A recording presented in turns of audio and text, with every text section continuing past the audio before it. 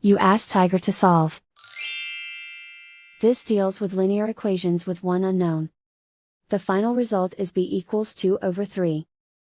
Let's solve it step by step. Simplify the expression. Group like terms. Simplify the arithmetic. Group all constants on the right side of the equation.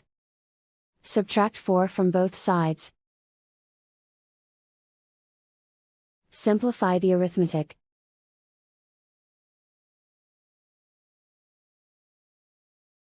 Isolate the b. Divide both sides by -6. Cancel out the negatives. Simplify the fraction. Cancel out the negatives. Find the greatest common factor of the numerator and denominator. Factor out and cancel the greatest common factor.